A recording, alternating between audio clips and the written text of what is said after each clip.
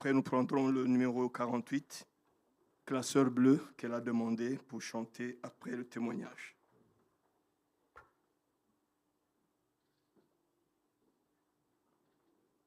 Seigneur vous bénisse tous.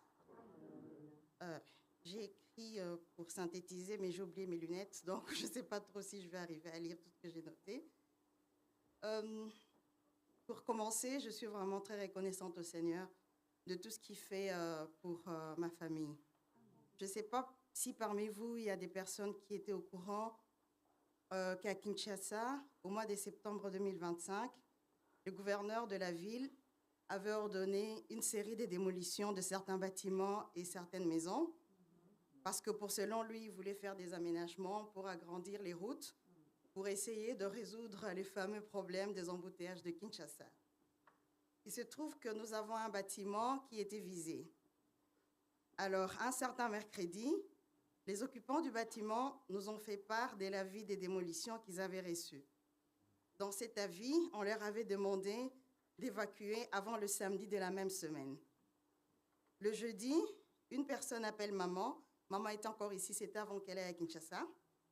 Cette personne dit à maman que les occupants du bâtiment, ils sont tous en panique et ils sont occupés à arracher les portes et fenêtres pour essayer de sauver ce qui peut encore être sauvé afin d'utiliser plus tard.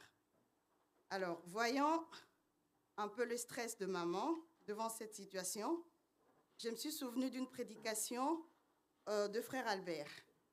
Je ne connais plus le titre de la prédication, mais dans cette prédication, le frère Albert disait que si vous êtes devant une situation difficile, vous priez Dieu et que Dieu vous délivre. Quand vous vous retrouverez de nouveau devant une situation similaire, il suffit de prier le même Dieu qui vous a exaucé la première fois. Car cela faisait la deuxième fois que nous étions ainsi menacés.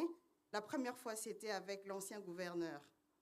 Alors, le vendredi au soir, j'ai convoqué une réunion de prière à la maison. J'ai appelé les enfants, j'ai appelé maman et j'ai exposé la requête aux enfants. J'ai dit, écoutez, voilà ce qui se passe. Ils font compris parce qu'on a besoin de Dieu, on a besoin de ce bâtiment. On a prié avec les enfants. Alors, le samedi, c'était le jour où la démolition devait être faite. Donc, on attendait les nouvelles et personne ne nous téléphonait. Alors, j'ai dit à maman, téléphone parce qu'il est déjà 15 heures, il n'y a personne qui appelle. J'aimerais savoir ce qui se passe. Et quand maman a téléphoné, la personne dit, maman, tout va bien, il n'y a pas eu de mouvement. Mais cette personne ajoute, on va attendre lundi parce que peut-être qu'ils ne travaillent pas le week-end. Et moi, je dis à maman, non, s'ils ont dit qu'ils vont venir samedi, c'est que c'est samedi que ça doit se faire. On ne va pas attendre le week-end. Moi, je suis déjà sûre que Dieu a exaucé notre prière et Dieu a encore eu pitié de nous. Et alors, le dimanche, nous sommes venus ici à l'Assemblée.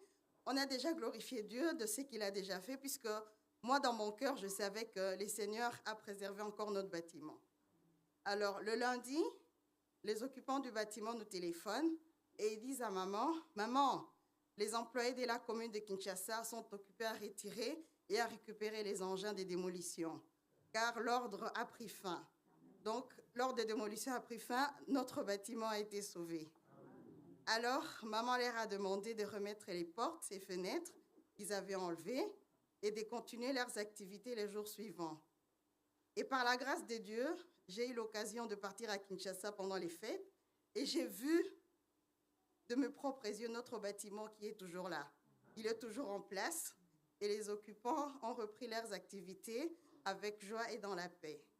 Vraiment, j'ai vu que nous avons un Dieu merveilleux, un Dieu qui prend non seulement soin de nous, mais il prend aussi soin de tous les biens qu'il nous donne. Vraiment, que son nom soit loué. Voilà, je voudrais qu'on chante le cantique que j'ai demandé. Que Dieu vous bénisse.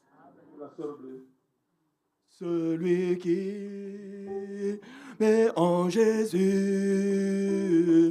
une pleine confiance jamais ne